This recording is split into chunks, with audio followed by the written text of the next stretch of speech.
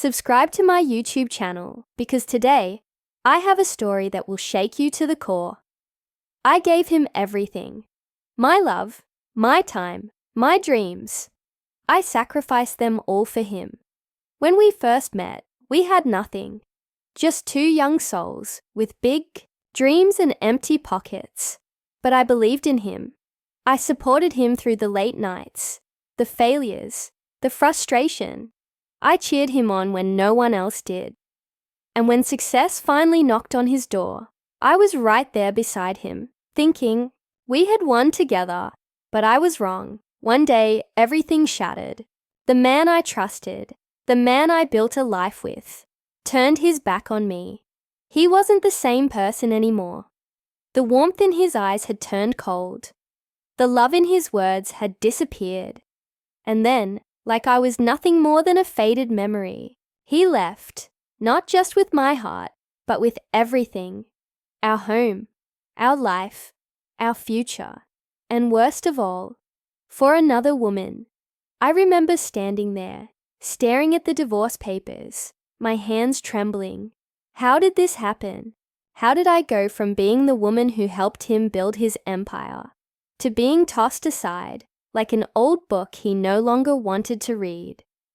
I thought my life was over. But then, something inside me snapped. I wasn't just a housewife. I wasn't just his shadow. I had given up my dreams for him, but that didn't mean they were gone. If he could rise from nothing, so could I. If he could rebuild, then I would rebuild too. But this time, without him. And that's exactly what I did. The world may have seen me as the abandoned wife, the woman left behind. But they had no idea who I truly was. I was more than his past. I was my own future.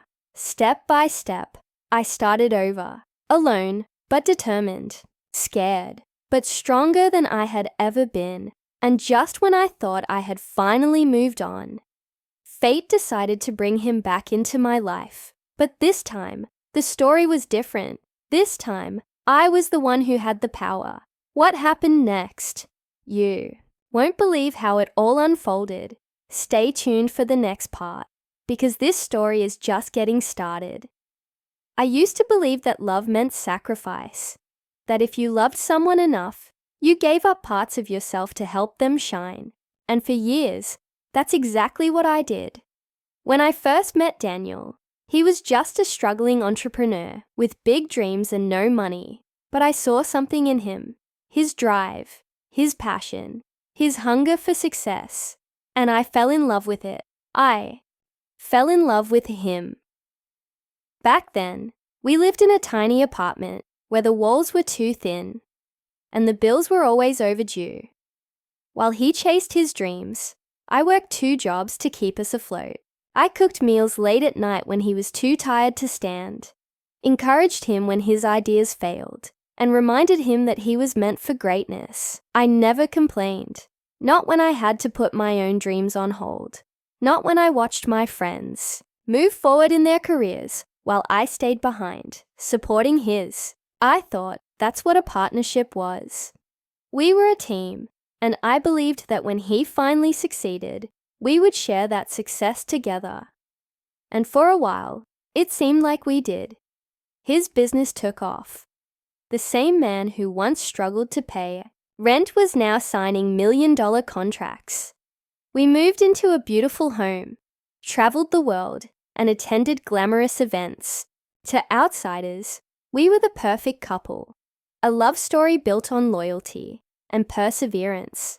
But behind closed doors, something had changed. At first, it was subtle. The way he came home later and later, the way his words grew colder. I told myself it was just stress.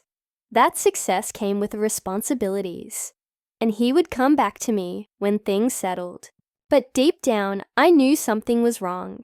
Then, one night, I found out the truth.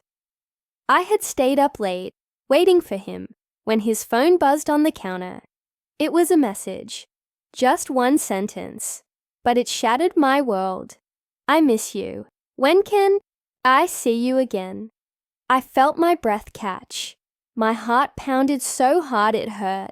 My hands shook as I scrolled through the messages, my vision blurring with tears.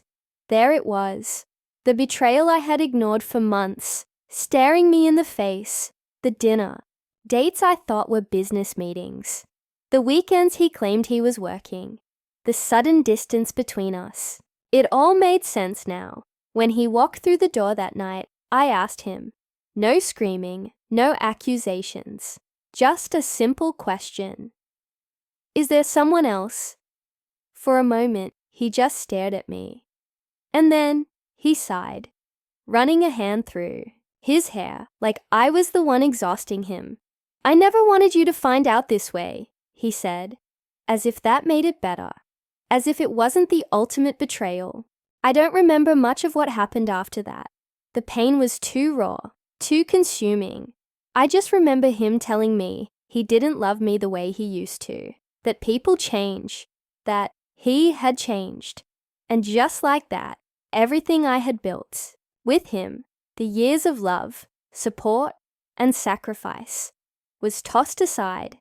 The divorce was fast, too fast, like he had been planning it long before I knew. He left me with almost nothing, no house, no security, just heartbreak and a pile of legal papers. But the thing about being broken, you can either stay shattered or rebuild, and I chose to rebuild.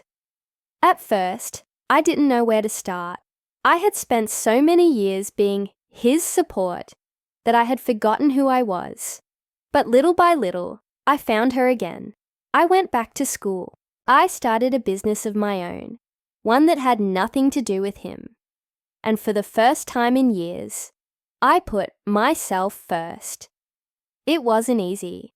There were nights when the loneliness was unbearable, when I wanted to pick up the phone and beg him to come back. But then I would remember the look in his eyes when he told me he didn't love me anymore. And that was enough to keep me moving forward. And then, just when I thought I had finally left that chapter of my life behind, I saw him again. It was at a business event, one I had been invited to as a guest speaker. It was surreal, standing on stage, speaking to a room full of powerful people, knowing that just a few years ago, I had been nothing more than the woman standing behind him. And then, in the crowd, I saw him. Daniel. For a moment, I couldn't breathe. He looked the same, but something in his eyes was different.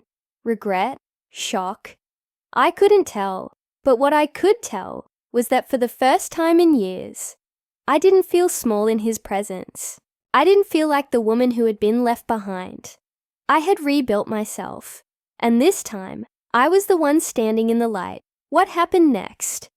You won't believe how things turned out. Stay tuned for the next part, because this story is far from over. For a brief moment, time froze. Standing on that stage, looking down at the man who once shattered me, I felt something unexpected. Not anger, not sadness, but power. I was the one standing in the spotlight now. I was the one people had come to hear. And Daniel, he was just another face in the crowd. As I spoke, I kept my focus on the audience, sharing my journey, my struggles, and the lessons I had learned. I didn't mention his name. I didn't need to. But I could feel his gaze locked on me, could see the tension in his jaw. It was like he was seeing me for the first time, not as the woman he left, but as the woman who had risen without him. After the event, as people came up to congratulate me, I saw him lingering near the exit. He was waiting, and deep down, I knew this moment was inevitable. "Long time," he said, when I finally approached. His voice was careful, like he wasn't sure how I would respond. I smiled, but it wasn't the kind of smile he once knew. Yes, it has been. For the first time in years, I saw something in his eyes that I had once longed for. Remorse. Maybe even regret. "You look different," he admitted. "Stronger," I nodded. "I am," Silence stretched between us. There was so much that could have been said. So many things I once wanted to ask. Did you ever love me? Was she worth it? Do you regret leaving? But now, standing in front of him, I realized none of it mattered anymore. I had already found my closure. Not in his words, but in the life I had rebuilt. You did well, he finally said, glancing around the room as if seeing me in this new world felt strange to him. I didn't expect this. I let out a small laugh. Neither did I, and that was the truth. If someone had told me years ago that I would be standing here, successful, independent, whole, I wouldn't have believed them. But life had a way of proving that endings weren't always tragedies. Sometimes they were just the beginning. As I turned to leave, he called my name. Do you think we could talk sometime? Maybe catch up? I met his eyes, and for a second, I saw the man I had once loved. But I also saw something else, the past. And that's exactly where he belonged. I shook my head gently. No, Daniel, I've moved on. And with that, I walked away. Not with bitterness, not with resentment, but with peace. Because I had finally learned the most important lesson of all. Losing him wasn't the tragedy I once thought it was. It was the best thing that had ever happened to me. And this time, I was walking toward a future that belonged only to me.